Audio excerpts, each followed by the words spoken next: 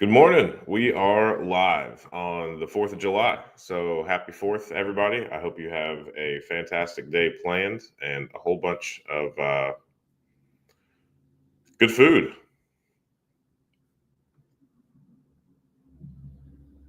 It's a favorite holiday of mine.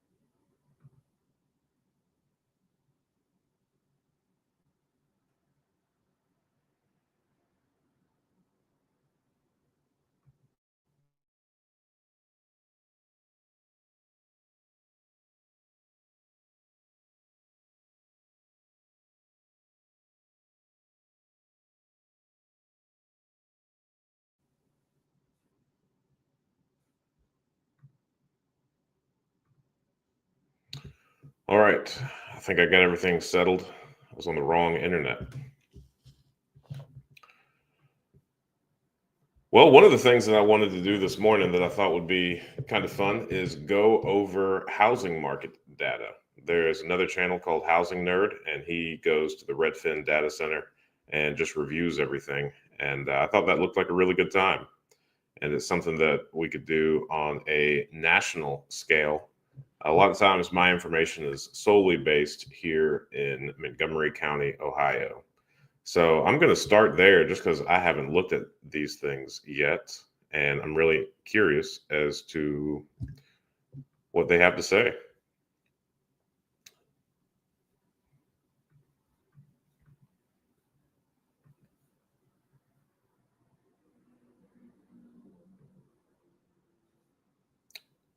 Look at that.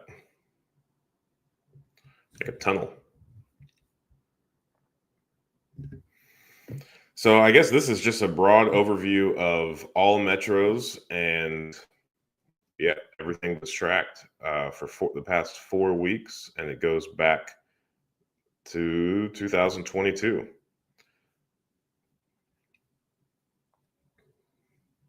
So this blue line is 2025.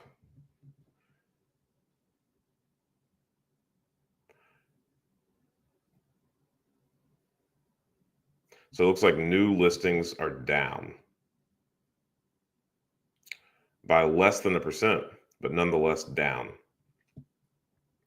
One of the things that I find fascinating is this entire YouTube platform is full of videos, and I understand that pretty much since I've been making videos, if you have any type of doom and gloom headline, title, or thumbnail, it's probably going to do a little bit better than just saying that everything is good. So a lot of times people want to say that we are, and there's endless videos that are talking about the housing crisis and how the market is about to crash and how it is going to be worse than 2008.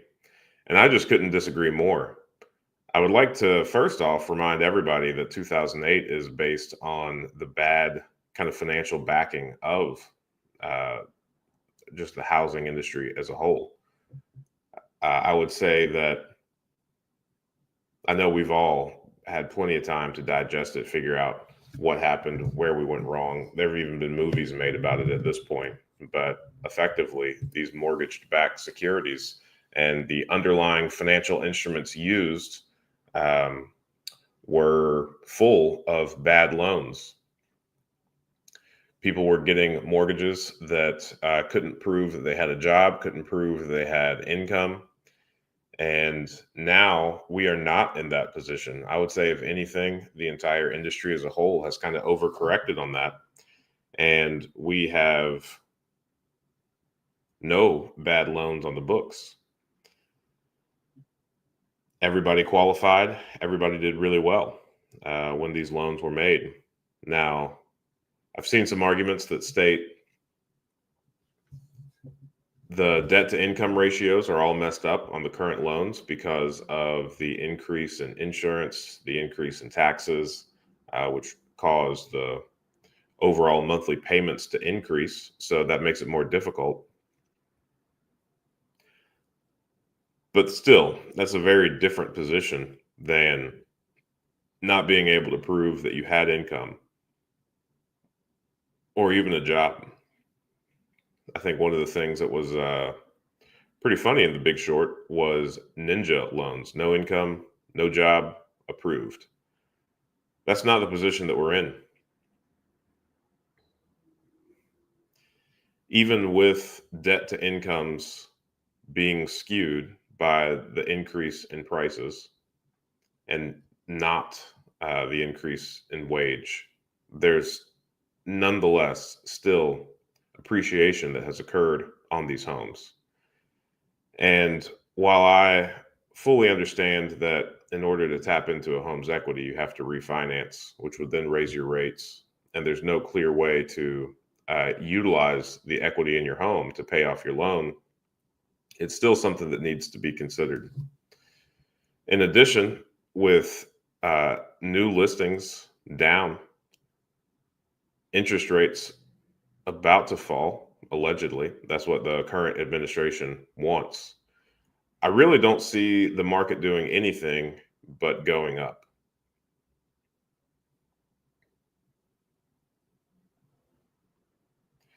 There's still a massive shortage of houses.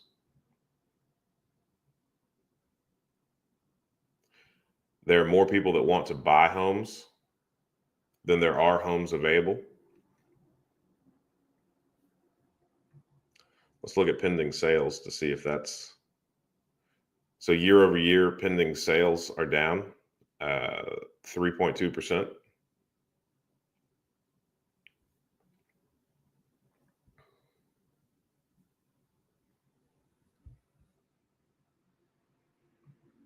Homes sold, okay, down 7%. And let's look at this. Man, all these other blue lines were kind of embedded in the middle.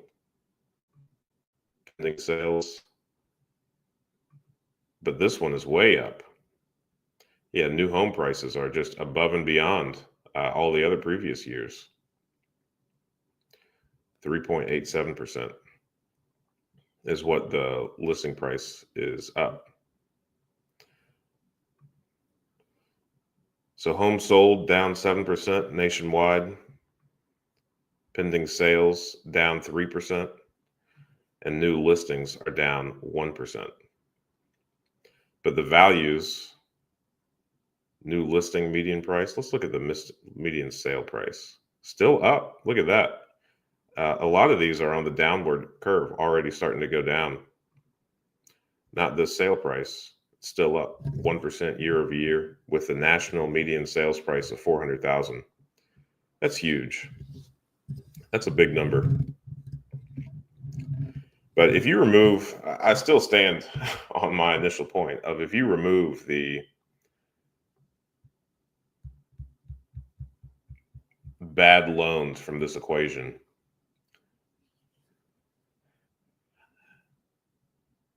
even with affordability being in question, the affordability will limit the buyer pool. So there's going to be fewer and fewer buyers available, which is what this data shows. But nonetheless, houses are still going to move. While there are fewer buyers, there are still buyers. And also, one of the reasons that '08 happened is because nationally, everybody agreed, by and large, housing prices only go up.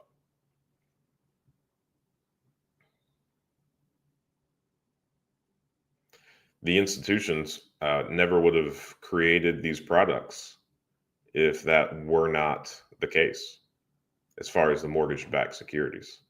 It really went awry whenever they just started handing out tons of bad loans and didn't have the appropriate accountability there. Let's look at some specific. Let's see. All right, let's do the county. I didn't realize there were so many Montgomery counties. Gracious, does every single state have a Montgomery County?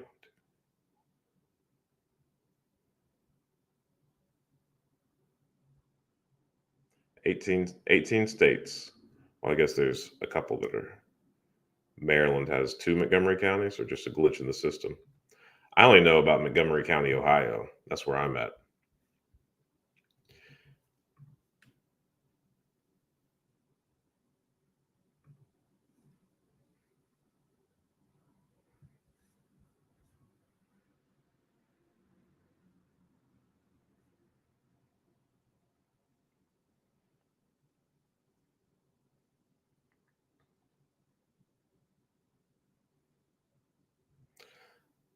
So in Montgomery County, Ohio, new listing median prices are up 17.5% over last year. 2024, this time, it was about 207,000, and now the average listing is 243,000. It's a pretty big increase.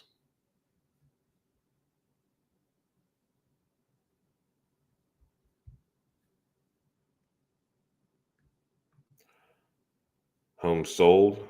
So again, that median price, yeah, prices are way up. And that sales price, look at that, 243, up 11% year over year. But then the home sold, that is, oh man, got to redo that. Not sure what I did.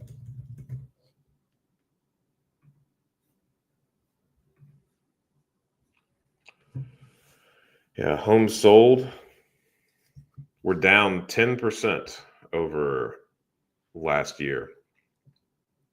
139 homes sold in the county, whereas this time last year we were at 176. So around 40 homes. See what these new listings are, though. So new listings are up 5%.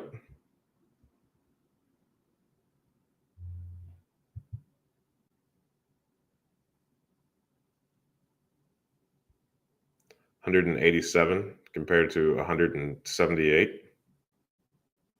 It's really not hateful.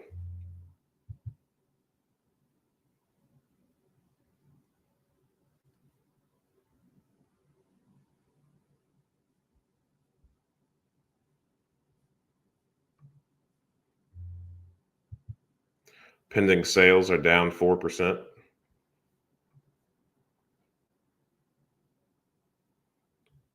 So listings are up, pending sales are down in Montgomery County.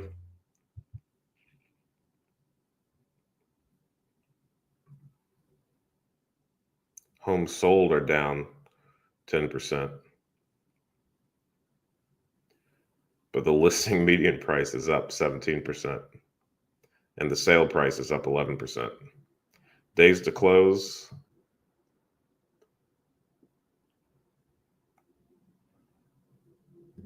on average, it takes 18 and a half days. That's not bad.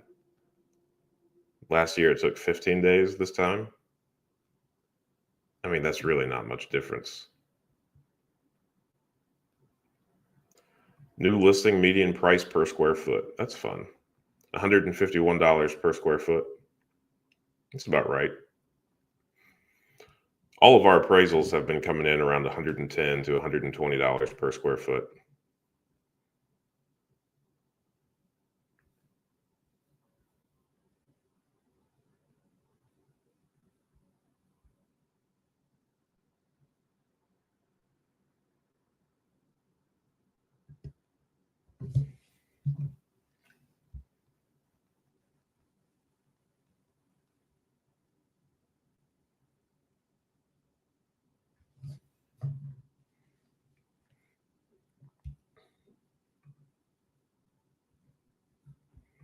active listings.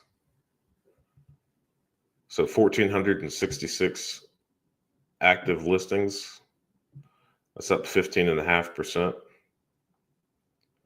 2024, this time it was about 1,250. So inventory has increased by about 200 homes.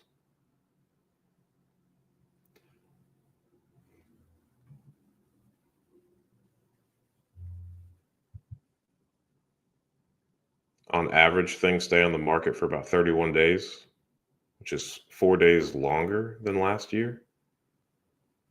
Yeah.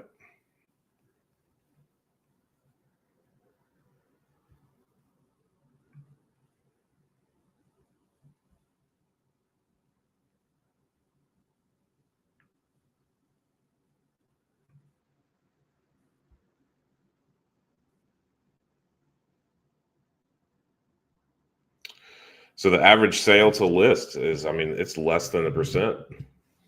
So things are pretty much selling for what they're listing at, which is up um, about 0.5% from last year.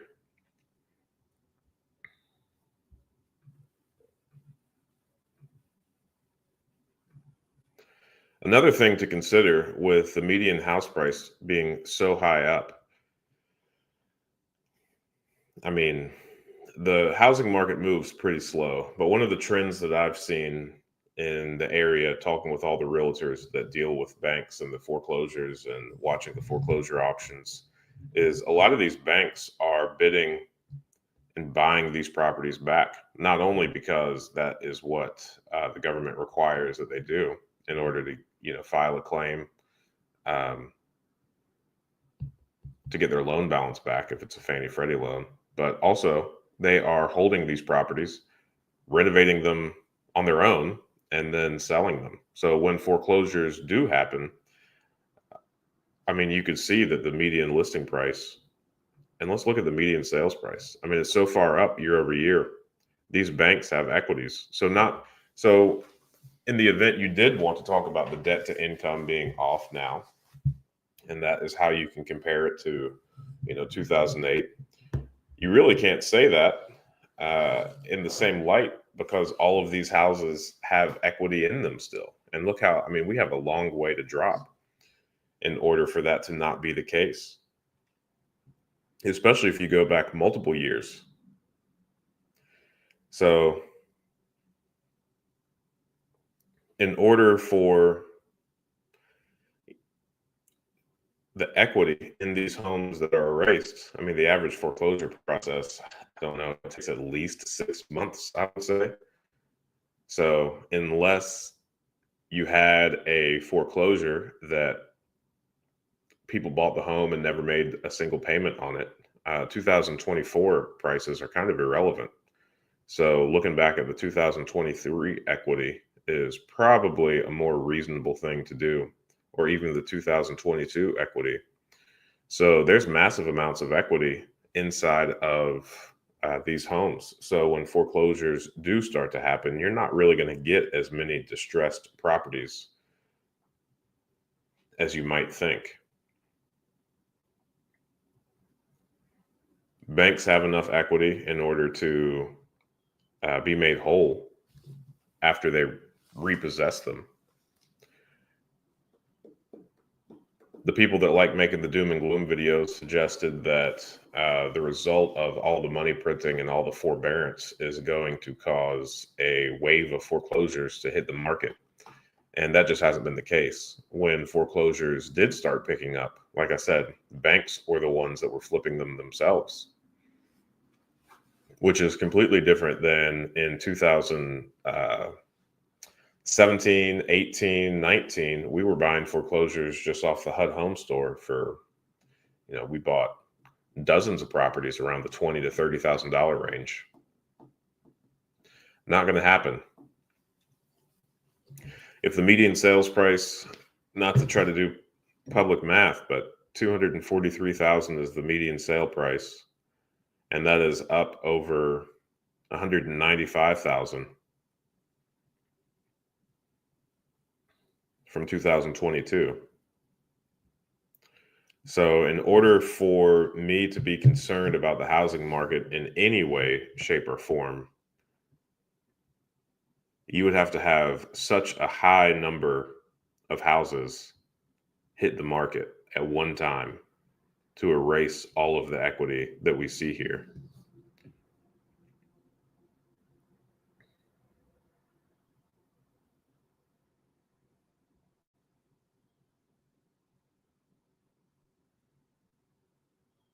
But even then,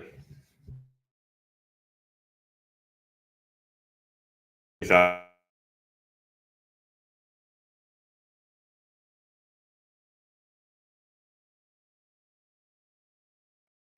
are so many investors that I know of that are sitting on the sidelines that have money to invest, that want to buy properties, but are having a difficult time making the numbers work.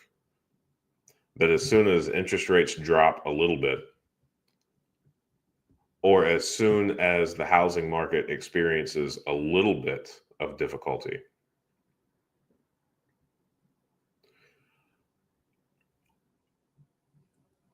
they're going to buy a decent amount of stuff. So I don't think the housing market is going to experience any level of meaningful correction. I just think there are too many eager people to get a good deal that have been waiting and looking.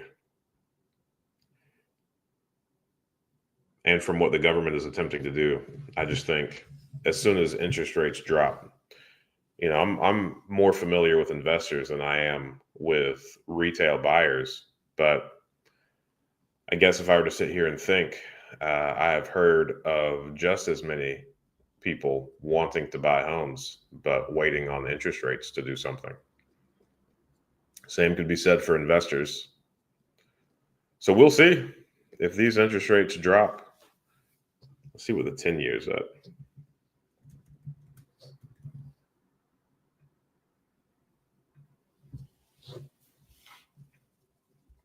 4.34%. All the loans that we do are based off the 10-year. So that's why I'm looking at this. And we've been going up for quite some time.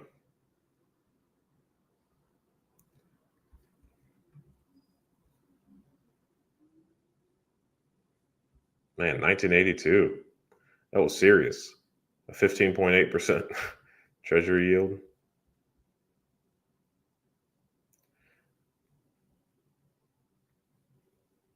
Yeah, we were in an easy money period for quite some time. I'm not so sure what rates will do when they drop, if they'll ever get back down to these rates. And I guess zooming all the way out on this chart, I could see why some people are suggesting that we go back up here. But if rates increase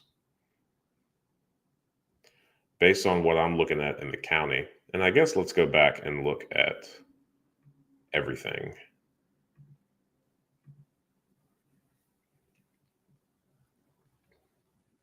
So if we're going to sit here and speculate about what would happen if rates increase, so pending sales are down, new listings are down.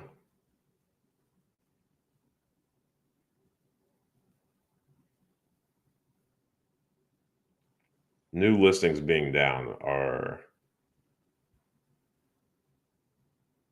New listings being down leads me to believe that housing prices are about to go up, just on basic supply demand stuff. Even if the buyer pool is limited, there are still buyers nonetheless. Things do sell. What I've noticed to be true for quite some time here locally in Montgomery County is the things that are borderline stay on the market for quite some time. When a nice house hits the market, it goes very quickly. Homes sold down 7%. New listings down 1%.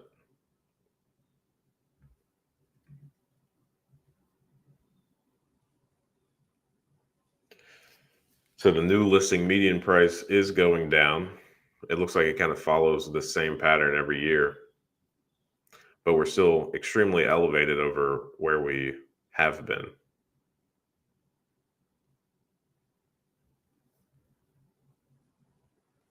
Man,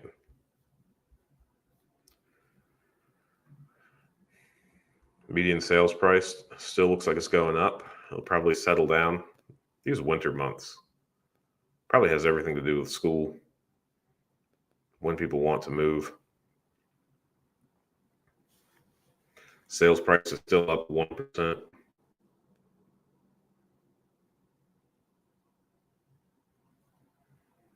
If interest rates go up, then that's going to make more people not sell their home, which is going to negatively impact the new listings that hit the market. So that number will be a greater negative.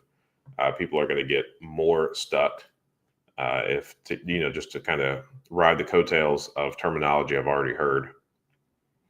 So people are going to not move because of the interest rates if they go up in any meaningful way. So new listings will go way down.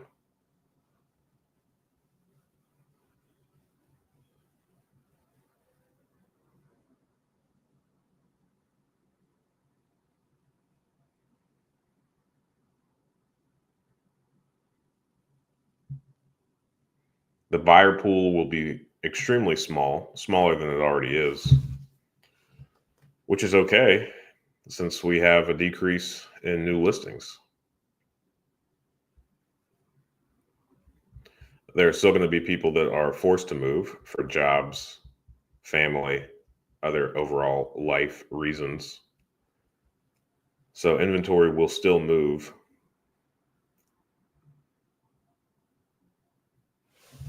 Looking at new listing median price, if interest rates go up, yeah, I could see those going down. But we're just thinking through the scenario. I think they would go down, but again, they wouldn't go down as much as there's not going to be any meaningful crash. Not going to be any meaningful correction, even if interest rates do increase. We've already seen a dramatic increase in the 10-year yield. So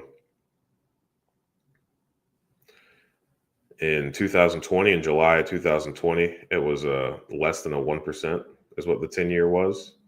It's climbed over 4 points. There's been no meaningful correction to the housing market. It still continued to go up, those prices.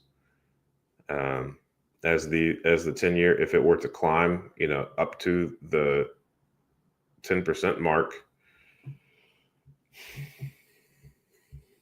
I don't know. I could see perfectly a world where housing prices are going to continue to go up.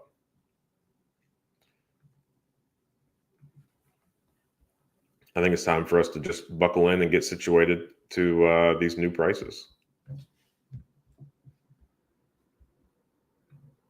Let's see if we can look at Dayton specifically. This is the area that I'm in.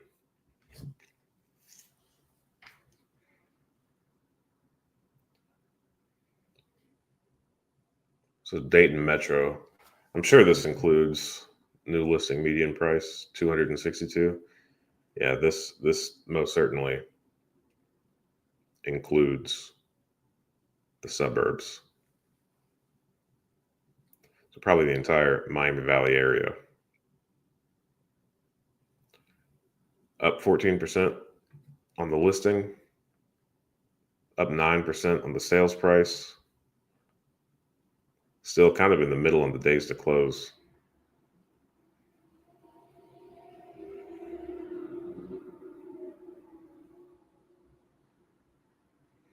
Two 2022, I remember, I think that's the year that we bought over 200 homes. Pretty sure it is. And yeah, one of our main strategies there was just making low ball offers on properties that were sitting on the market for quite some time. Worked out well for us. So we're still doing better than we were as far as days to close.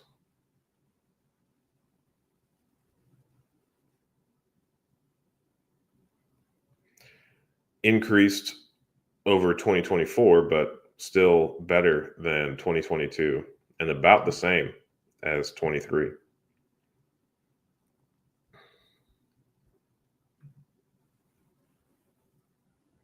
Man, talk about consistency.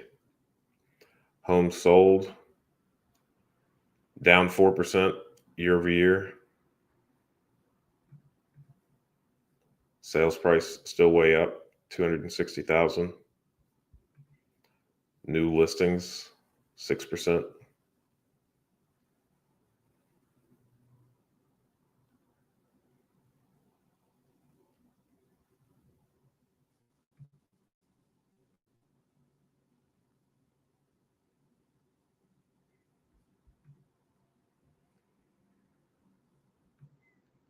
Yes, I mean, the metro area of Dayton, I could see a small correction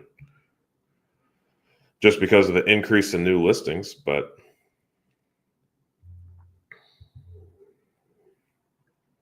the increase in new listings and then the decrease in pending sales. But again, I mean, look how much we're above the years past. I don't think any type of correction will be meaningful. Probably just something that mirrors these other lines.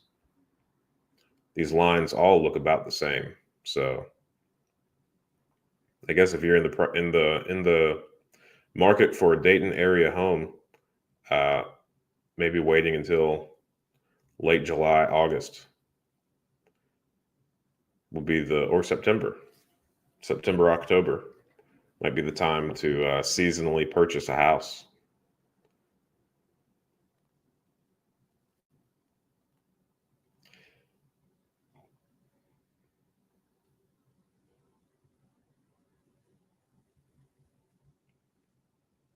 These winters have been funky. I could see why sales prices go down over the winter and then start again in March. That makes perfect sense.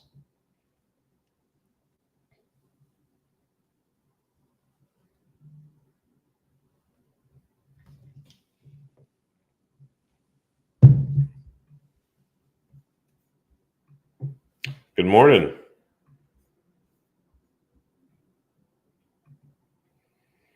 Yeah, thanks for asking. There sure are. We have about 5 vacancies at the moment. I know that's a real estate term.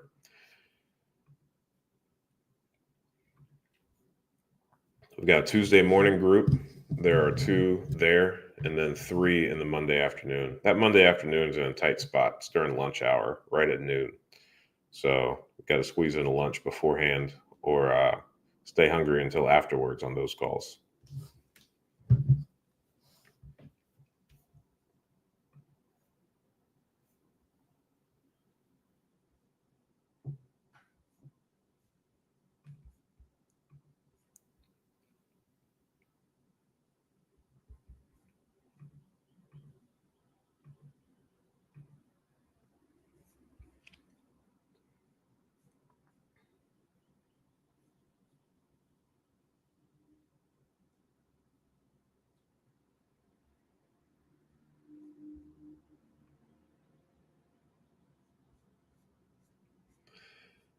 Let's see here. Let's see what's happening in the metro area of Los Angeles.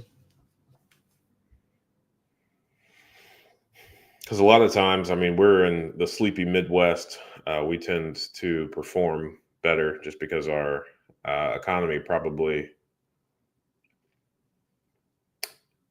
isn't as volatile. We're pretty steady Eddie. California, they've got so much money out there, so much big tech businesses in that whole sector. Mergers, acquisitions, shutdowns seem to happen all the time. So the sale price is up 3% year over year in LA. The listing price is up about 4%. New listings are down 7%. So you've got a lack of inventory setting in and sales prices going up. I've got one friend that's in the market for a house in San Diego, and he has been getting outbid by, $250,000 on multiple homes.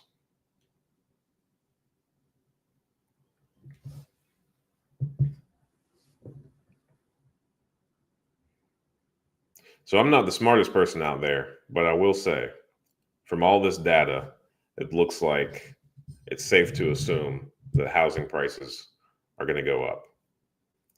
I think they're going to go up very meaningfully.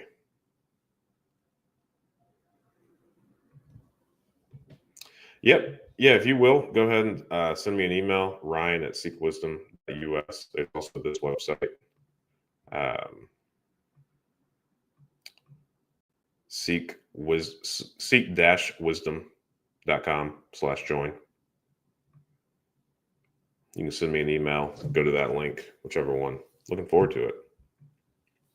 I'm really proud of that group. It's been going on for, wow, several years now. And we've been able to see a lot of the guys make very substantial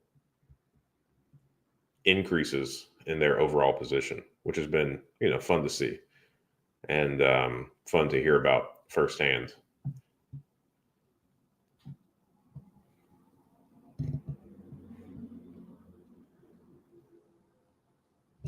A lot of people leaving jobs, starting their own businesses, increasing their businesses significantly, building their portfolios. It's a good time. Highly recommend, although I am a little bit biased.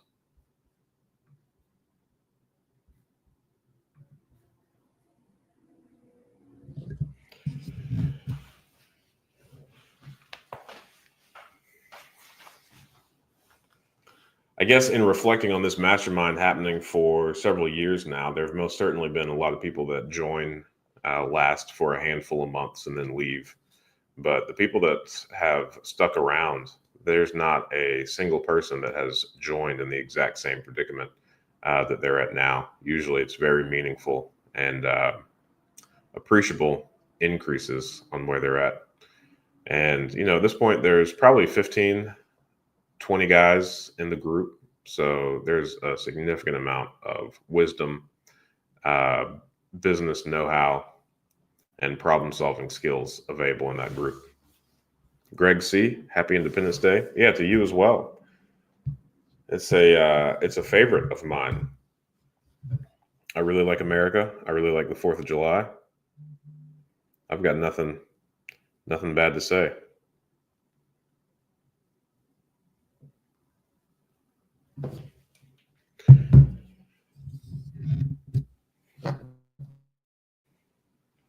There's a new foreclosure software that I am speaking with at the moment. I think it is pretty similar to PropStream, but specific for foreclosures. I'm really looking forward to sharing that and doing a handful of demos on utilizing that software. Because, as I mentioned, I think the entire foreclosure landscape is changing very meaningfully and won't be similar to what we've seen in years past.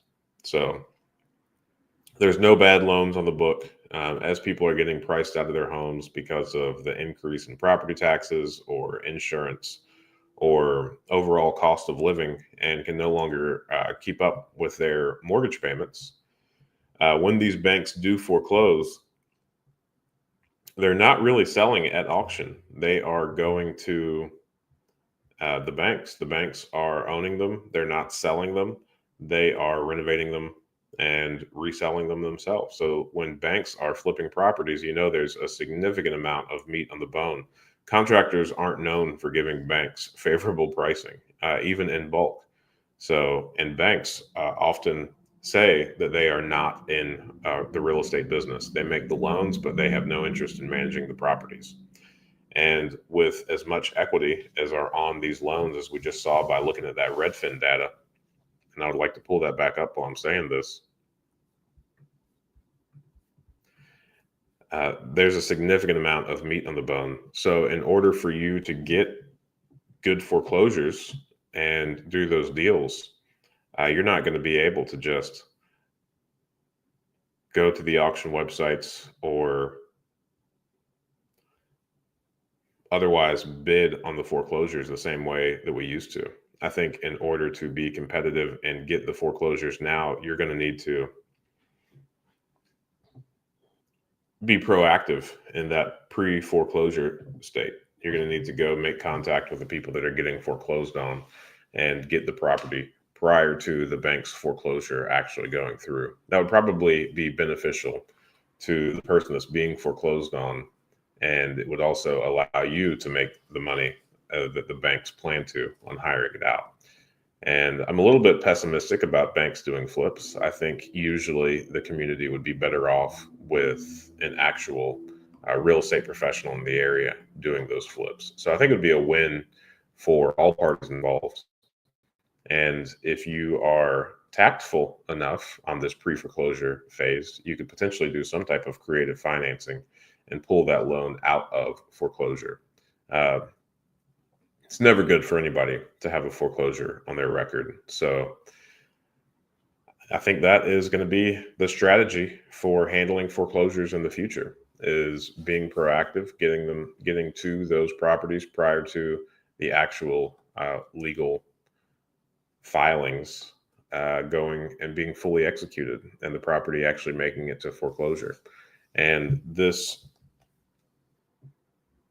software that I'm speaking with, they have all of the information. They only track foreclosures, and all the publicly available information will be right there at your fingertips, including the attorney's contact information. So in the event that you are not able to get a hold of the actual person living at the house that's getting foreclosed on, there might be an opportunity there to work with that attorney um, and get it pulled out of foreclosure on that side. That would likely look like buying the note instead of the property. And there are a lot of people that specialize in note investing and buying non-performing mortgages, restructure them, get them performing again, get them out of foreclosure, and then reselling them. That's a strategy that I haven't thought about in a very long time. I learned about that back in 2017-18 when I was just getting into real estate investing and trying to figure out if I wanted to be on the paper side or the hammer side. Naturally, I chose the hammer side, as you guys know. But perhaps that will be in vogue again and be a viable option to making decent amounts of money here over the next couple of years. But again, I mean, after looking at the data, after thinking it out with you all here live, I don't see how the housing market does anything but go up, and probably rather significantly. So I would say my overall forecast is it's going to go up a little bit, or it's going to go up significantly. I think if Mr. Donald Trump has his way with interest rates, it's going to go up significantly. I think if we continue to be fiscally conservative and steady on those interest rates, then we're going to continue going up a little bit. And of course, that's going to be local. Super localized is what these real estate markets are.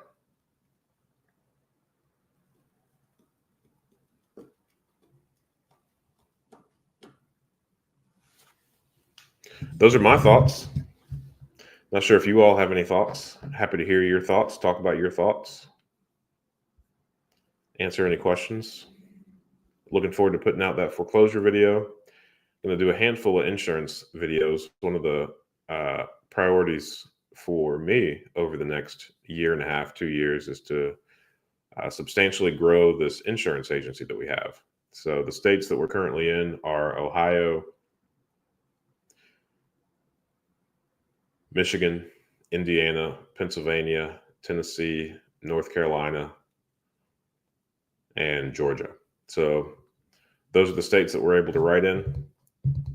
In Ohio, naturally, we're best. The insurance is regulated on a state-by-state basis, and getting access to insurance carriers are the hardest part about owning an insurance agency.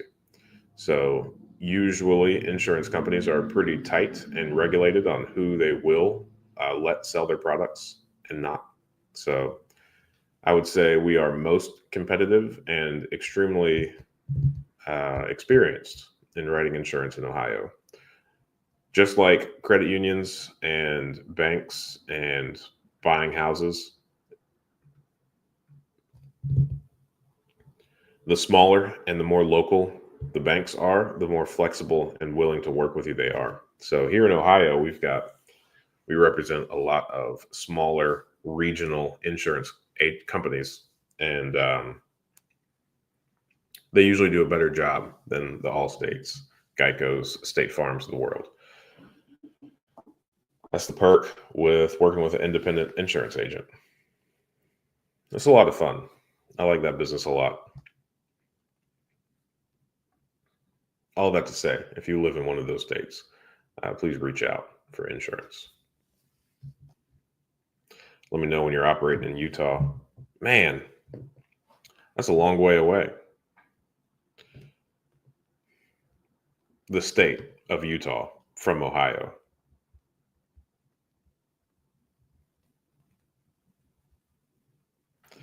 At one point, I had the licensing in Texas. I think that's as close as I got to Utah. I think I had a license in Arizona for a little bit. Utah's a really pretty state. Good job on living there. Let's check out Utah. I don't know anything about it, but Redfin sure does.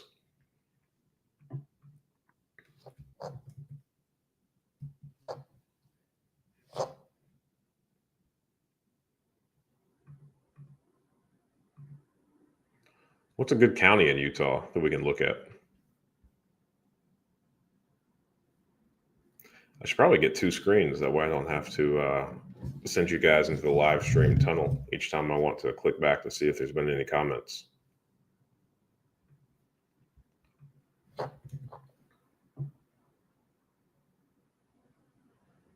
Box Elder County. Let's look at that. I have no idea what that is, but it's in Utah. Utah County or Salt Lake County. Yeah, those sound bigger than Box Elder County. But hey, since we're here, let's go ahead and pull that up. So homes sold up 5% over the last year. New listings in Box Elder County. Man, that is so far down. Down 14% and new listings. Pending sales.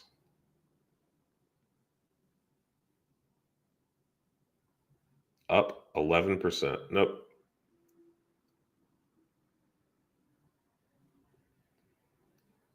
Down 11%. Homes sold up 5%. Okay. The new listing median price isn't as inflated as we've seen elsewhere. So it's actually down 1%. And the median sales price, that's the most in the middle lines I've seen on these prices. But it's still 433,000. That's significantly higher. And I guess it's up 5% over last year. It looks very different than Montgomery County that we were just looking at. You said Salt Lake County. Let's look at that. Median sales price also in the middle, 553,000. That's an expensive house. And that's the median. That's wild. Down 2%.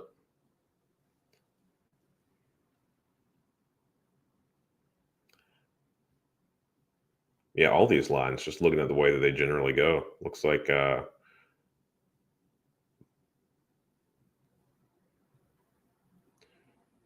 February and March are when houses generally in the market generally starts moving again. Into June.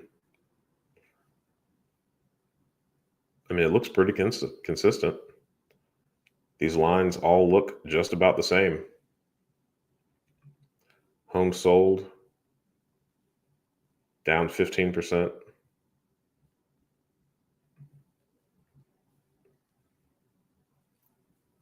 down 3%.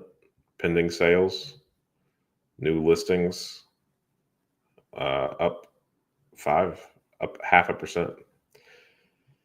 Man, but all these lines look, it's been more of about the same.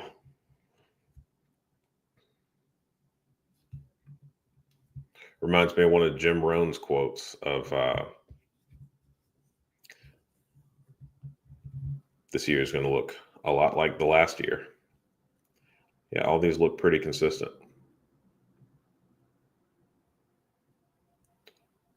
Oh, so the new listing price is way up 11%, but then the actual sale price is down 2%. That's interesting. So 610,000 is the average new listing price, but the sales price is still 553,000. It's like realtors are wanting to be real aggressive, pushing the limits. They say these things lag, so looks like this ended on June 29th, and the sales data ends also June 29th. But let's see how the days to close are. 21 days. So 21 days from now, I wonder if Salt Lake, if this median sale price is going to go up. Seems like it will.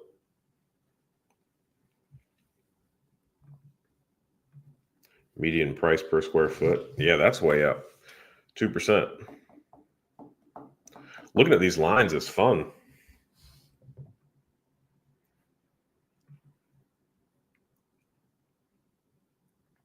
Active listings is up 23%. That's interesting.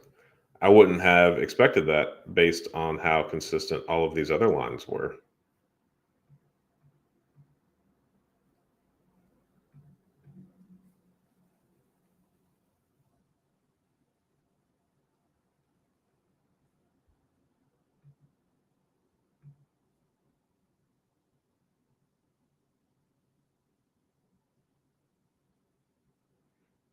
New listings are only up 0.5%, but active listings. So you guys are building up some inventory. 3,500 active listings compared to last year's 2,800. It's about 700 more homes, 700 more.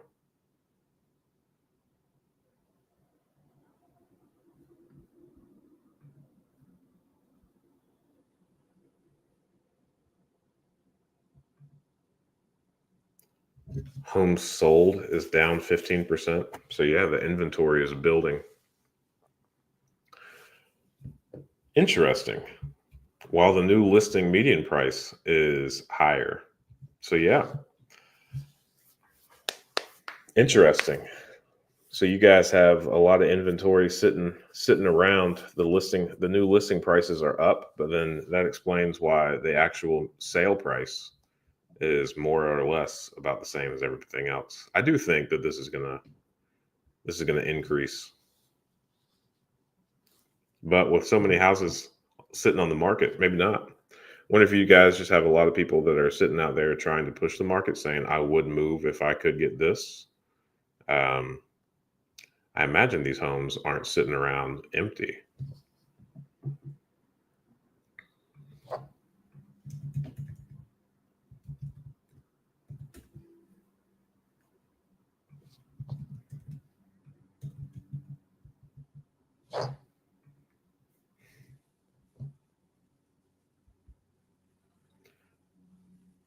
Listed by Redfin. Got people taking matters into your own hands out there. 850,000 for 6-bedroom. That's a pretty ugly house. I hope it's not your house, Greg C. Man, $850,000 for an ocean of carpet and a boarded window. What's happening out here in Salt Lake City, Utah? Gracious. I understand that that's a big house, but look at that thing. I don't know anything about Utah.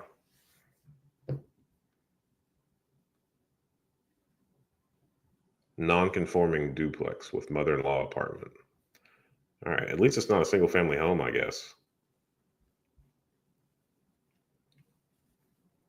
1.2 million. Man. All right, so somebody's still building new houses out here despite the increased inventory.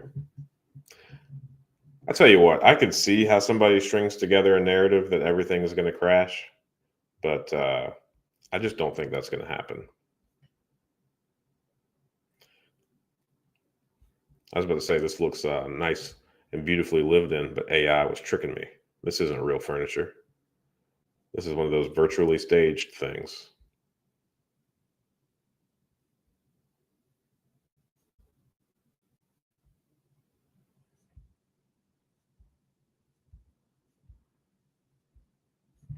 Is this thing even built yet? This price includes a finished basement. This home has not yet started construction. Man, a future build.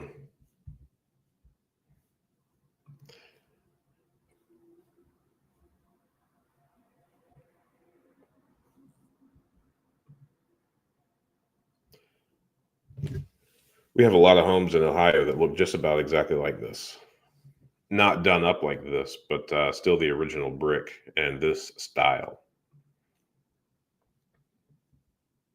And the people renovating houses right now are pretty much using all these exact same materials.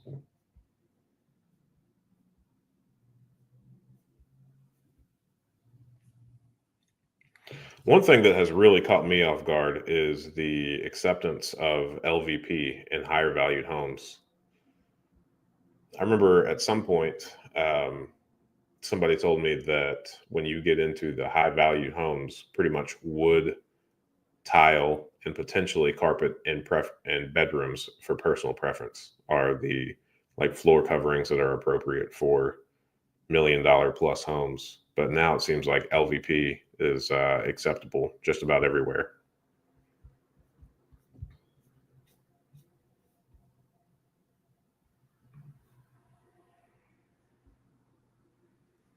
Spend seven hours on the market, and new listings were down. They're up 0.5%. Wild things happening in Utah. I tell you what. Good morning. Good seeing you.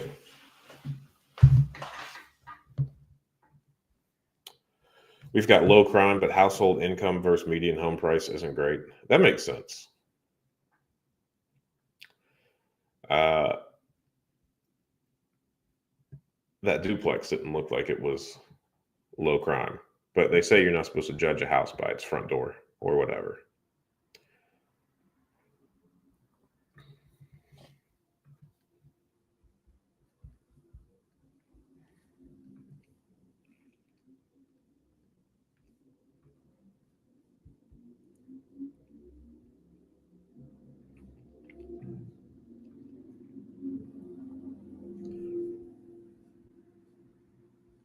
Let's look at this house, see what kind of floors are in it.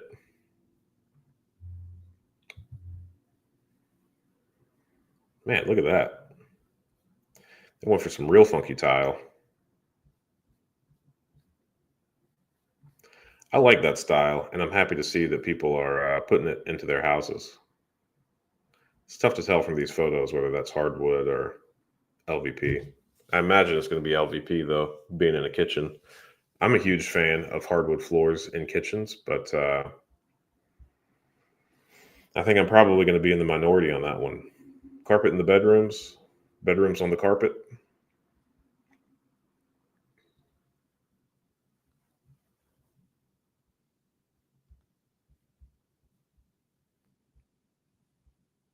I mean, it's okay.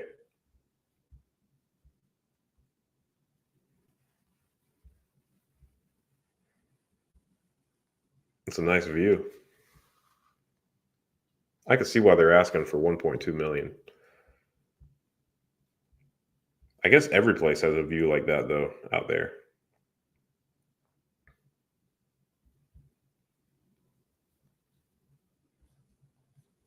The stairs would be a giveaway as to what type of floor it is. Let's see if I can find a good picture of the stairs.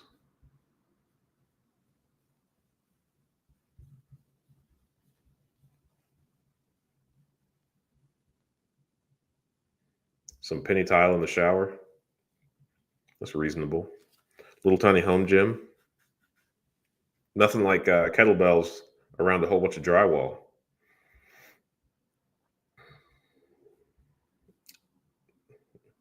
I started looking for pictures of the interior stairs and ended up, yeah, look at that. New construction all over the place.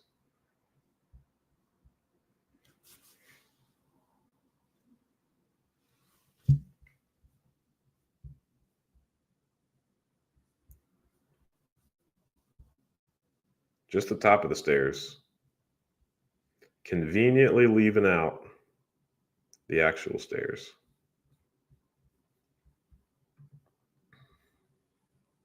Man, only letting us see the landing.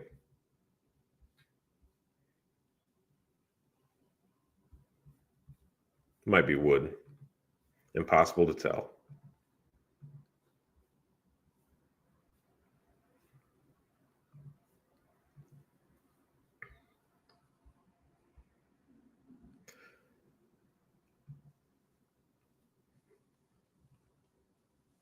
I mean, these are reasonable houses, though, Greg,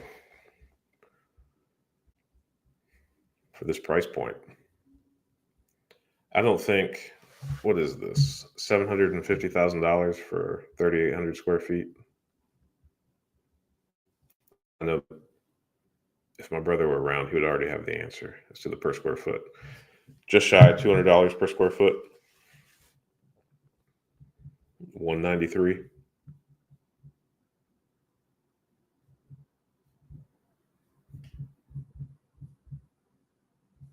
Yeah, you can tell this isn't virtually staged. This is the real deal. Very few photos. People can only hide their stuff so much, I guess. Is this a laundry room? Is this a home office in a laundry room?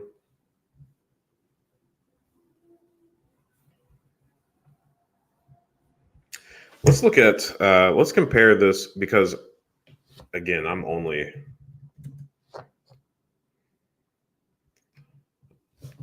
barely smart on houses. So, I mean, this is similar. Montgomery. No, that's Montgomery, Ohio, not Montgomery County, Ohio.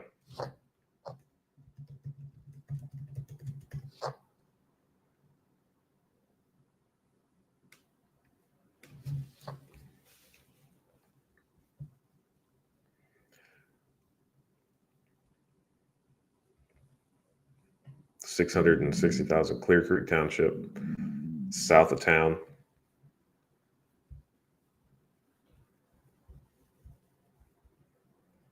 Once I started getting into real estate a lot and noticing real estate everywhere, I started getting frustrated that all new builds looked exactly the same everywhere. But then after looking at the older housing stock in most places, I realized that during like the Craftsman era, the Victorian era, I mean, houses have always looked exactly the same everywhere. It's just a matter of which ones survive and what time period a lot of these areas were developed as to what they're really going to look like. But uh, hey, at least I guess it looks like from the listings that we've looked at today, we have gone away from everything gray. We've seen a lot of brown floors, still gray walls, but you can only do so much to walls and still be like approved by most people. 410,000 Harrison Township. This is pretty comparable. Oh, look at that purple carpet.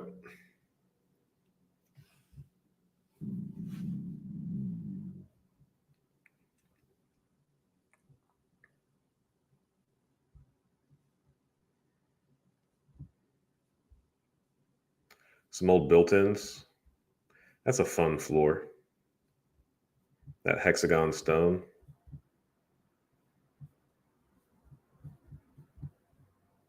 Oh, wow.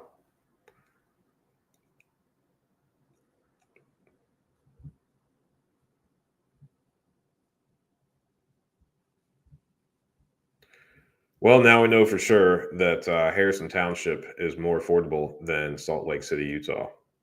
It's a good looking house for half the price. So, hey, Harrison Township is also low crime per me. I don't have any stats to back that up.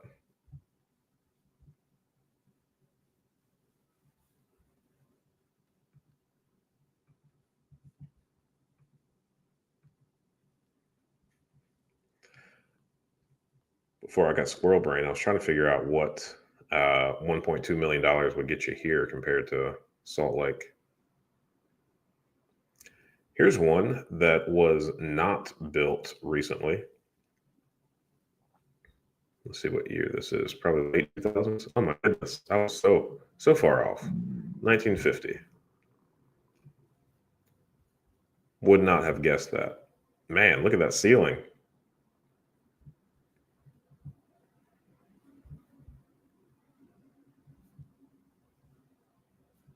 That is really interesting that they led with, or did I skipped a lot of photos somehow?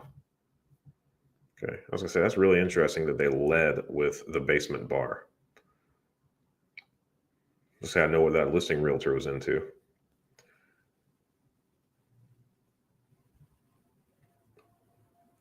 I mean, it's a good looking house. Somebody spent a lot of money remodeling this. I have a tough time believing it was built in 1950. It's a fun kitchen and drink fridge.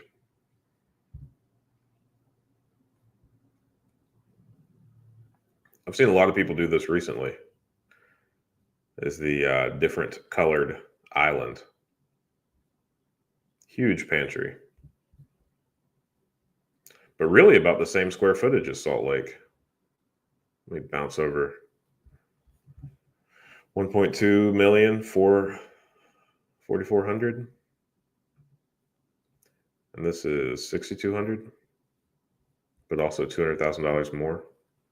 Bedroom, bathroom, isn't that about the same? Nope. Nope. You got a lot more bedrooms over here.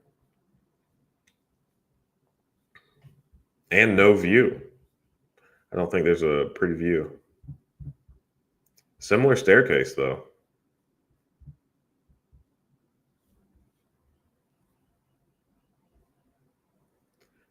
An even larger drink fridge.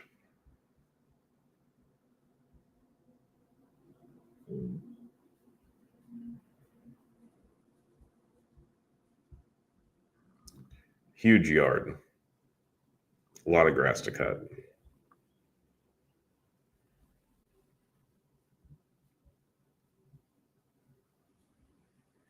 Yeah, that makes sense.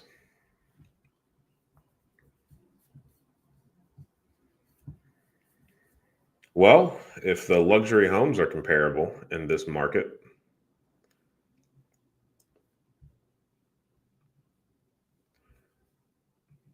let's see what the cheap Salt Lake City homes look like.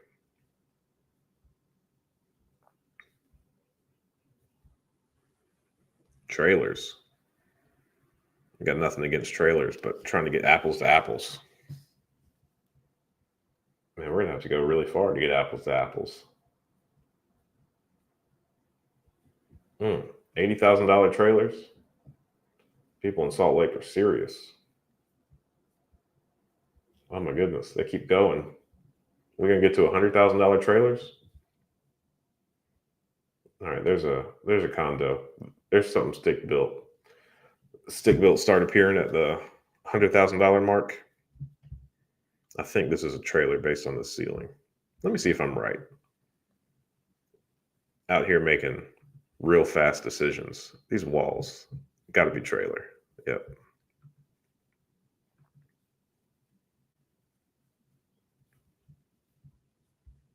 $100,000 trailers. Man, Salt Lake is serious. Do y'all get tornadoes? Negative weather? Man, I don't keep meaning to keep messing up. I need to focus.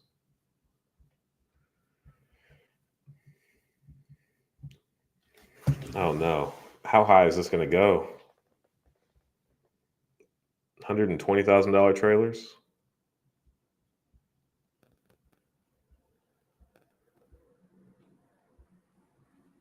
$150,000 trailers? Mm,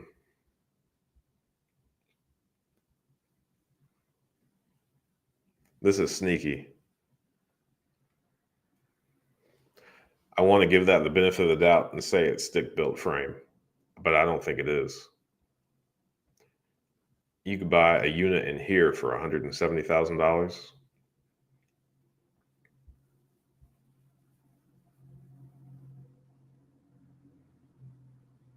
Another apartment unit. That looks pretty cool. 166 square feet and something on the foundation for 183,000. Okay, Greg, Salt Lake is out of control. $200,000 for an apartment. $200,000 for 776 square feet. Unit number 26.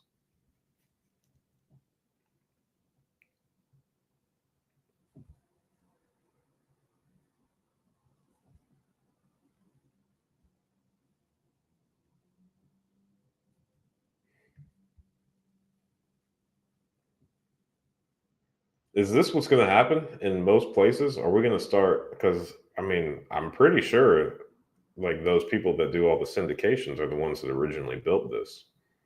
I wonder at what point were they like, you know what, we're just going to start selling these individual units and just maintain the. I guess they're just going to maintain the HOA. $225,000. Do I have some weird filters on? For sale, any home type. Okay. Where's a house? What is this? New, 18 hours ago. This is plywood. This is a fire damaged house. Thought it was just some weird lighting, but and some funky designs, but that's plywood. Let's get a closer look at this. If you want to live in Salt Lake City, Utah, this is your opportunity. This is how real equity is built. Move in ready.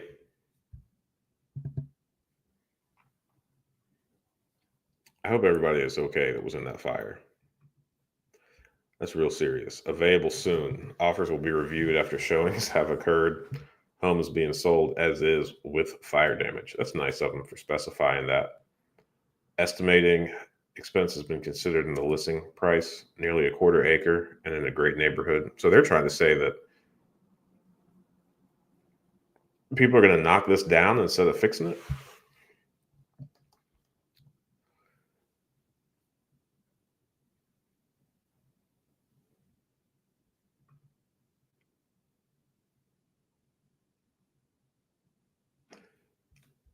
Judging from this one photo, I would not knock it down. Salt Lake City. It'd be way faster just to fix all this stuff up.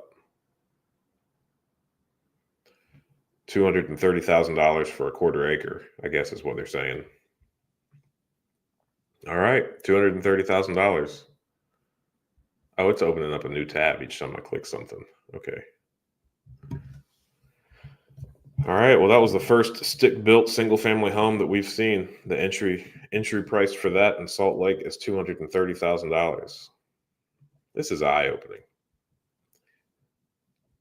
Last night when I went to bed, I did not suspect that I'd be thinking about Salt Lake City this morning. So here's some uncut some raw land for $240,000. I see why their listing said what it did. Got excited for a second, but this is just an apartment still.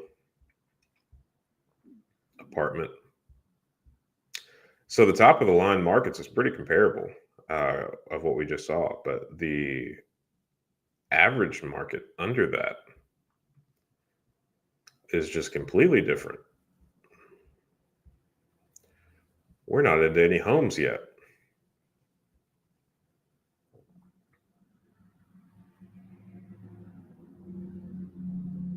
Unit A, $300,000 still for units.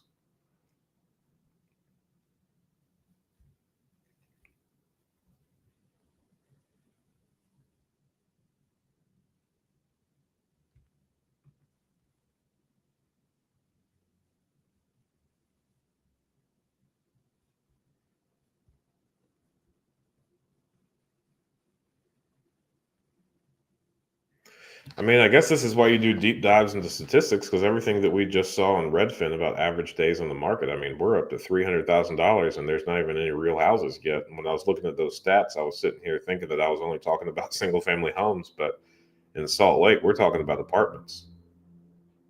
So here's part of a duplex, part of a 4 unit. What is this?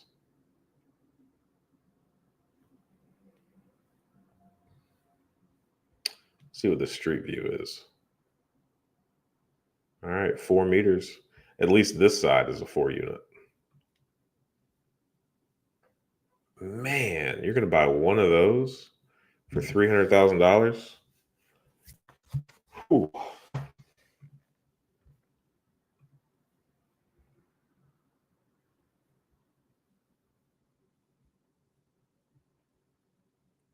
I'm getting stressed out looking at all this. Still $300,000. We're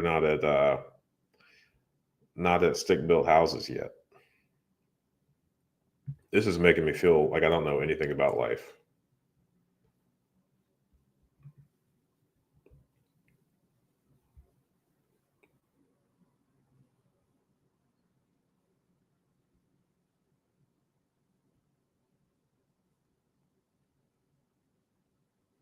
I see more plywood on the windows. Is that going to be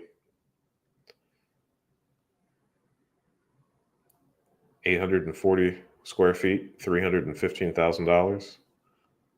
Is this boarded up? What is this?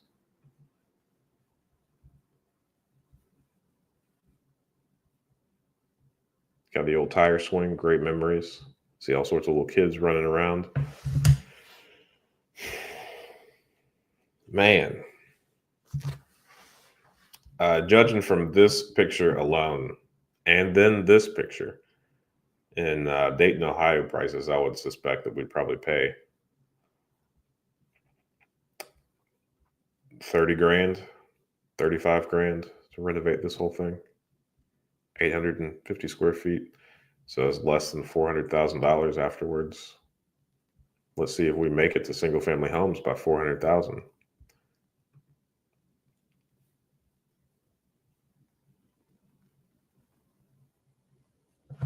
No tornadoes. Yeah, I need to get a second screen set up. That way I can see these comments. I'm still looking for single family homes.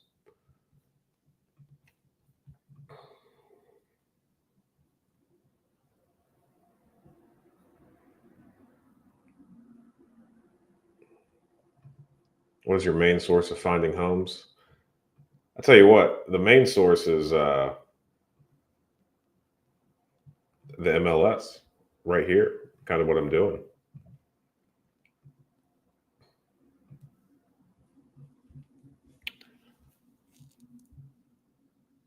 We buy a decent amount of off-market stuff too. I say that. I mean, historically, we've only purchased. We're not really buying anything this year. I say that. It seems absurd to say that while we're looking at these houses. So here's $3,200 in a cabin. That's pretty cool. A ski property. Oh, this is an eighth. Oh my goodness. Fractional ownership. An eighth. What does that mean? It means you can live in it for like a month and a half.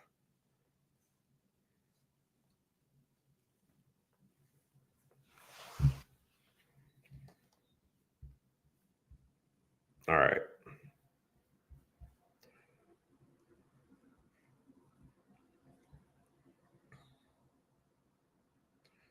Well, here's one.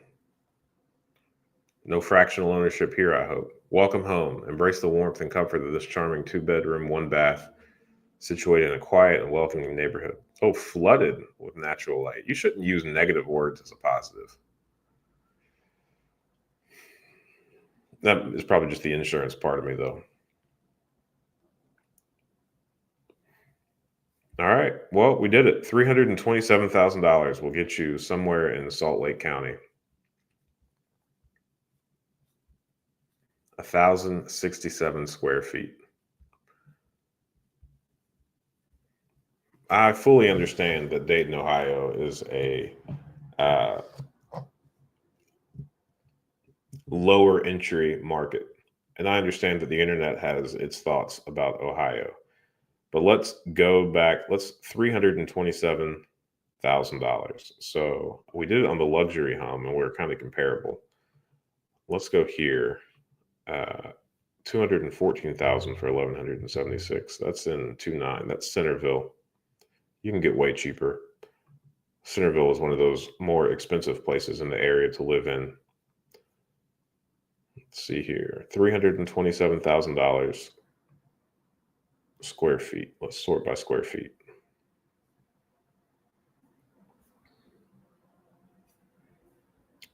Really wanted that to be sorted the other way.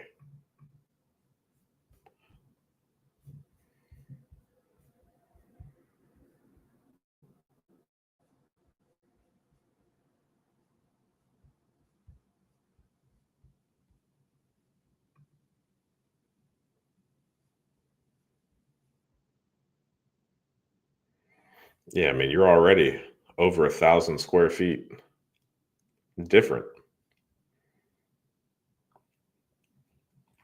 For $100,000 less, you can get 1,000 square feet more.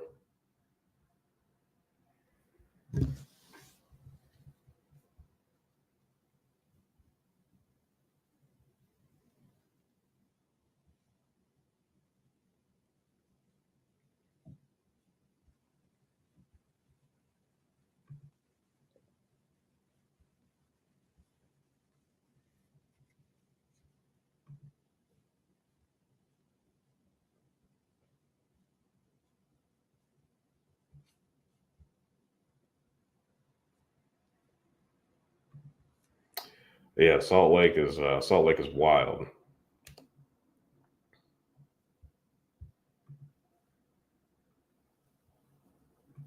874. We have a significant number of 874 square foot homes. None of them. You could buy probably 6 of them from us for 330,000.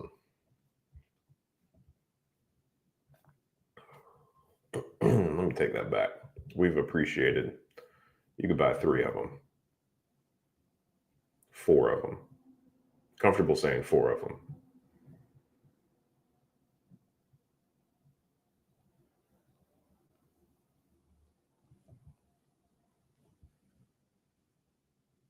A 1,000 square feet for 400,000. So there's a huge discrepancy between.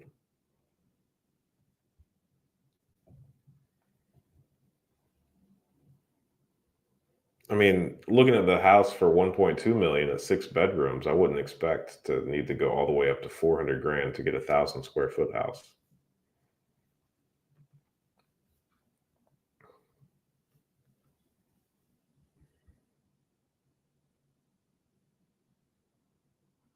This is a real serious setup.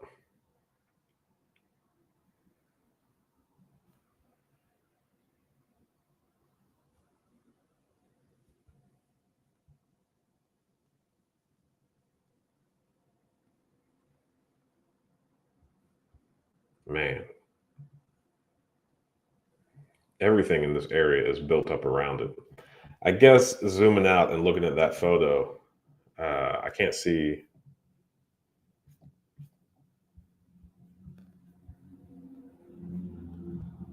I guess I get it. I mean, you've got this apartment complex over here.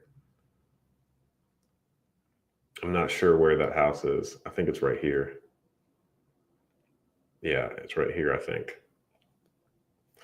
So I guess I see how they're arriving to it. If this whole area is that built up, I mean, it's not unreasonable to see how you could tear that house down and build another one of those apartment buildings.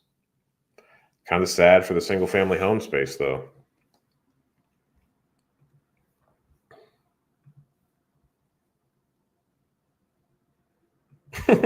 Thanks, man. Yeah, uh, sure enough.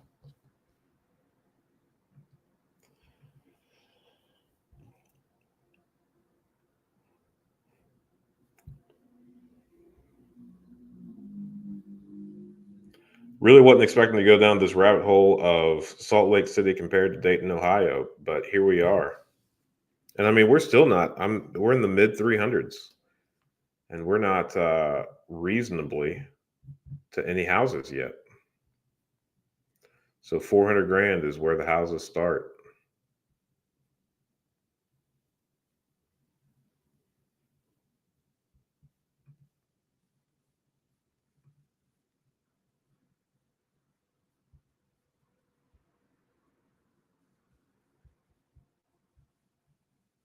Yeah, Tanglewood.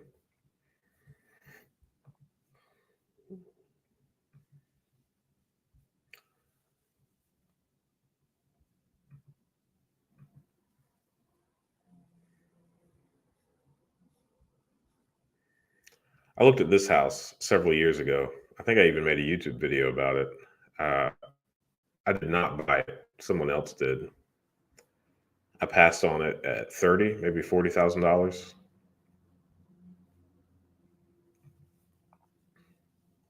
Pretty bizarre. They listed it for rent very shortly thereafter without doing much to it.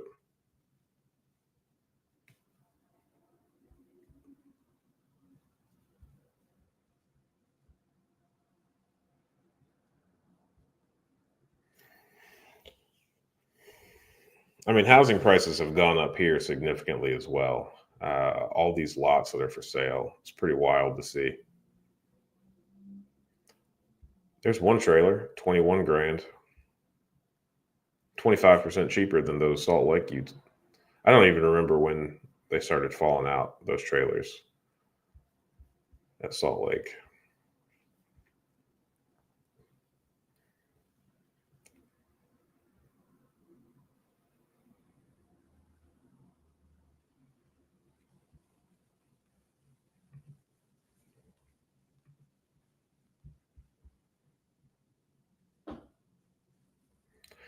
I would say this is one of these homes that are kind of indicative of Dayton's overall housing stock. Probably built, yeah, early 1900s. We purchased several of these homes probably for, you know, around the $10,000 to $15,000 mark. So that house, I would imagine that you still need probably 60 to $70,000 in it. So you would be able to ultimately be in around 100 to $120,000 for a 2,400 square foot house. In these particular style houses, the foundations are kind of funny. They're usually on stacked stone, and sometimes the floors aren't the most even of things. But yeah, with this one having an exterior access to this basement, I imagine that these floors are not level. Just guessing.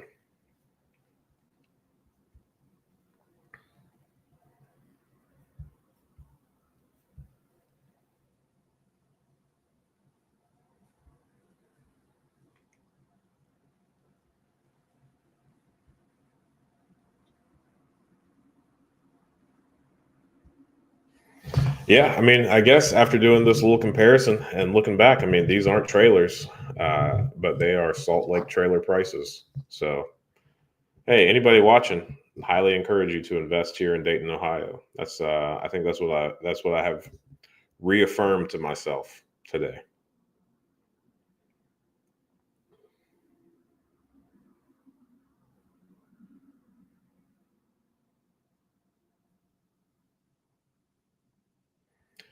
All right, let's see. Anybody have any questions?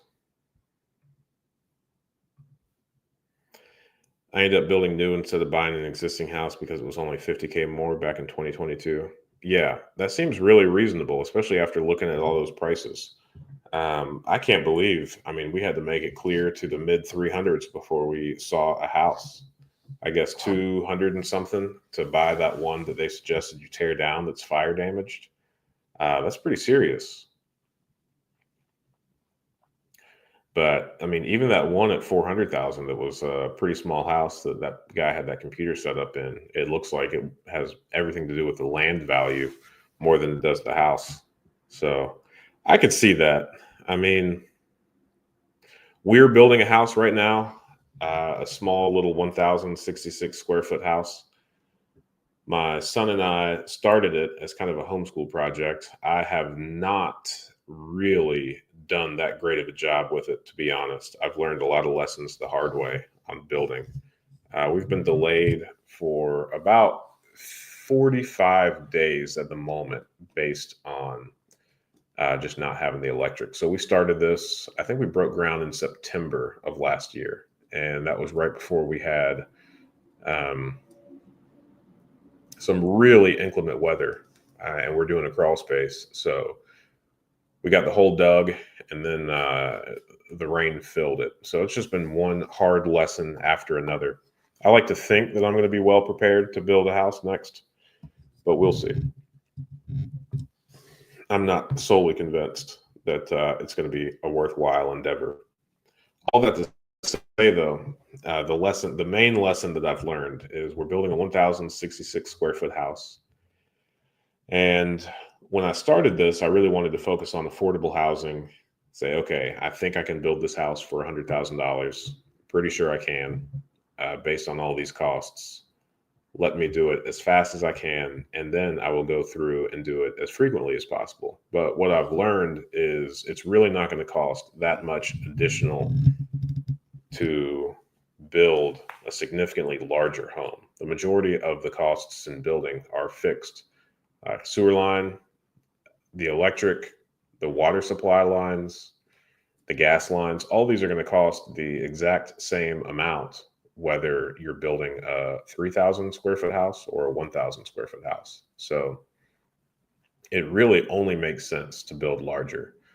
When I first thought about building, we've got a couple of like brick ranches on slabs that are, 1,000 square feet, 3 1s. And I was just like, you know what? I would love to have rows and rows and rows of these things. But now I'm realizing it's not going to cost that much more. If you're adding just square footage, not adding bathrooms, then you don't even have any utilities. It's just floor coverings and drywall. And those are extremely low cost. You're talking about a little bit of framing, but if you keep it inside of that same foundation footprint, then you're really not going to increase your costs much. And if you're going to put in one bathroom, you might as well put in two. So all of these things that I thought were the big ticket items actually are not the big ticket items. So really not saving much money building a 2-1 as compared to a 4-2, because both of them are probably going to have pretty similar foundations. They're going to have the same amount of utility connections, which are going to cost the same. The driveway will cost the same. The HVAC will cost the same. It'll go up marginally from 700 square foot to 1,400 square foot, but not really. The unit cost will go up. The labor cost will be about the same. So I guess, sadly, I was hoping to see that I was going to create some type of system, which, it's naive and ignorant to think that I was going to figure out how to do something as old as building, better, faster, and cheaper than the next guy. But I think at this point, I've kind of got my tail between my legs, and I've been beaten into the understanding that the next time we build, it's going to be at least 1,500 square feet, probably going to have a second floor of a lot of bedrooms and a bathroom on the second floor right above the bathroom on the first floor. So there are definitely ways, especially, our I would say our average housing stock, we're up to close to 600 homes. The average house that we have is probably built in the 40s. So we've got almost 100-year-old homes. We've got, in one instance, a 200-year-old home, and we've fixed them, and we've got experience fixing them. So I think we could take that small amount of experience and say, hey, we're going to take this into consideration with our design, but we're really not going to be able to knock off substantially more than the next guy on building something. I think, the supervisory rates that you pay for general contractors to facilitate everything and make sure that the project stays on track, sure, you'll be able to get rid of that. But at the end of the day, material costs are fixed. Labor costs are pretty fixed. And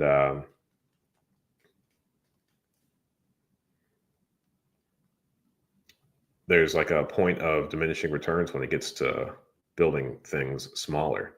So I know tiny homes several years ago kind of made a big popularity boost, but then kind of fizzled out. And I mean, setting those up and building those, if you are going to put up a tiny house, you're going to save a little bit on the square footage cost, but you're still going to have, same plumbing, electric, utility costs as a 1,500 to 2,000 square foot house. And there's no getting around it. So even if we significantly reduce the square footage from our 1,000 square feet to, let's say, 500 square feet, you're only going to shave off $20,000, maybe $30,000 of the price. And I'm not so sure that's worth it. And I'm not so sure that's feasible, especially when you start taking into consideration the rising land costs. So those are my thoughts. Welcome back. Haven't seen you in a while. Yeah, I took a real long hiatus. I took about 2.5 years off of making any videos at all. So it's good to be back.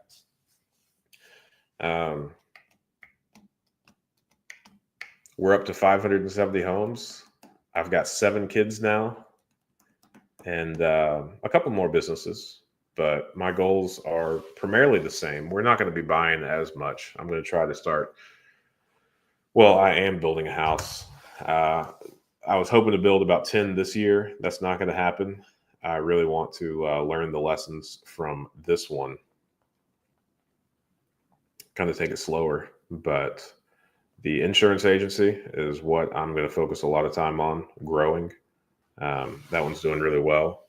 And then on these properties, yeah, I really like it. All's going well. I think we've purchased probably about 10, maybe 12 houses this year. We're selling a handful of properties as we are approaching refinancing a lot of these properties. We're asking the residents whether or not they want to purchase the homes. If they do, introducing them to the right vendors to try to make that happen. But surprisingly, we have very few people that take us up on that. So that's kind of all the updates I've got over the 2.5 years.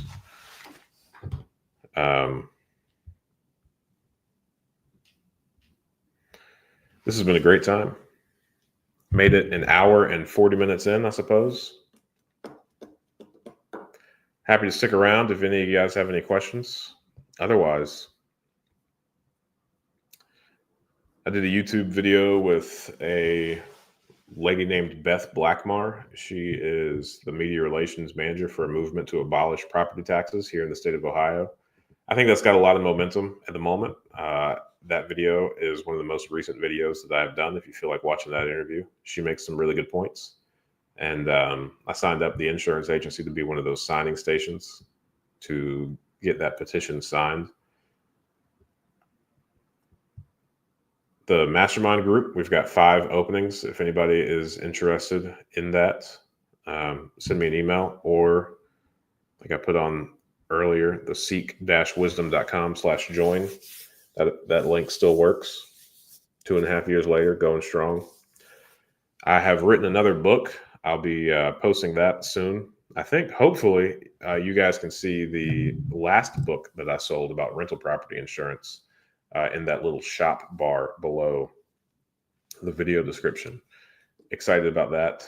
I wrote that book in 2019. This one is also going to be insurance related, and it is about home, auto, life, that kind of thing. And then probably going to write a book before I'm too far removed from how I got from, my police officer job down in North Carolina to where we are now with about 600 doors. So want to summarize that, all the lessons I learned along the way and the ways in which I intentionally and purposefully changed my life. I think that would be a good book to write this year.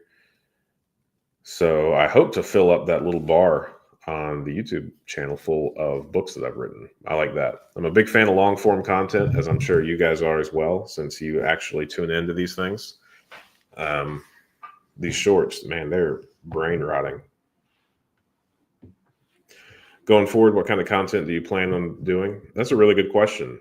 I really want to lean into the people that already watch a lot of the content and figure out what we need to do. I mean, I'm a huge fan of doing exactly what I just did and looking at Salt Lake City compared to Dayton. I think that Housing Nerd, that's a channel that just recently came up where he is going over just national housing trends. I think that makes a lot of sense.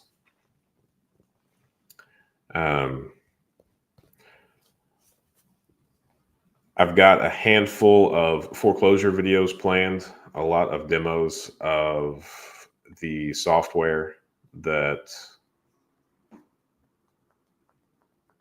is kind of aggregating a lot of the foreclosure data. And really, my whole area of expertise revolves around real estate investing. So I've gone back and forth on whether or not I want to go broader and talk about topics that are likely to get more views, or just deeper with the people that are already in the real estate space.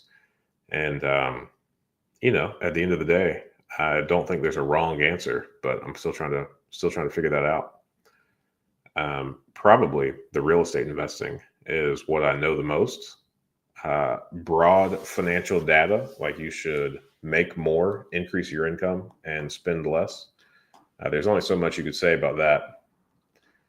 A lot of the videos that I've already done, looking back on it, have a lot to do with that, and just helping and encouraging people to move forward in their financial positions. But as far as what I personally get enjoyment out of, yeah, it's probably helping people achieve their goals. The mastermind is a really cool group of guys, about 15 guys in there. They're all in better positions than they were previously. We meet weekly, have some accountability, share goals. That's really, really rewarding to do. And at the end of the day, I mean, I think the only thing that I hope to accomplish is helping a handful of people here and there as I can with this channel. So that's about what I got.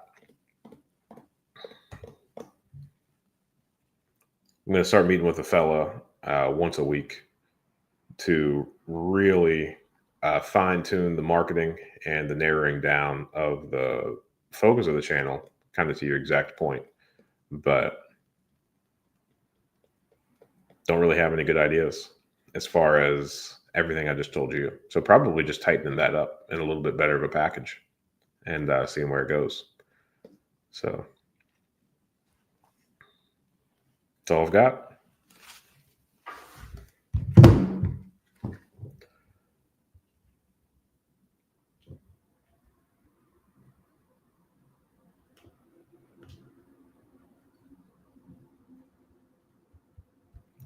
I've started knowing that growing that insurance agency is a top goal of mine. I did start another channel, Ohio Insurance. It's got 5 subscribers, and the last video I posted has 1 view. So I've forgotten the pains of starting a new YouTube channel. However, that is going to be specific to insurance content for the state of Ohio. I think that's what we're best at. Growing that agency via generating leads on YouTube is going to be a high priority. And then one thing that I never did previously with all the videos that I kind of wish I did is actually reach out to the softwares and the products and the companies that I use on a daily basis that I actually believe in and support in, and just get, affiliate links there. I still believe that a lot of these courses, you shouldn't really pay for any of those. But as far as getting compensated on an affiliate basis for introducing people to good products, that's probably a reasonable thing to do. So, and then doing that for myself inside of the businesses that we own, and funneling people towards the insurance agency, which is that plays a pretty big role in kind of the long-term picture that I've got. And with 7 kids, I figure at least one of them, probably 2 of them, would be interested in running that business towards the whole end of life era for me. So it's a worthwhile endeavor. I think insurance agencies, independent insurance agencies in small towns, are probably, when I first started the business, I looked at all these stats, but I think they're one of the most likely businesses to make it to third or fourth generation. So that'll be fun. That fits inside of this whole kind of long term planning thing that I like to do. And then one thing that I think would be extremely cool is to kind of reach a point of scale where we're then able to take this insurance agency and kind of turn that into an insurance company. But those are huge goals. And from a financial perspective, I have no idea how the two connect or to make that work. But it's one thing that I'm questioning and trying to figure out. So if I get 30, 40 years down the road and realize that I have started an insurance company, then I think that would be a worthwhile endeavor of which I'm trying to and willing to put forth a significant amount of effort in order to achieve or accomplish. Because those things, I mean, they don't really fall or fail unless it's like some serious white collar crimes, embezzlement, or fraud, which I hope to keep those kind of things and people very far away from anything I've got a hand in. All right. Well, hey, I appreciate every single one of you. Feel free to email me, ryan@seekwisdom.us, if you want to talk or you have any questions. And I'm going to go ahead and call it a day. I'm going to go record a video for this insurance agency or insurance channel and try to drum up some stuff there. So thanks for everything, and I will talk to you all soon.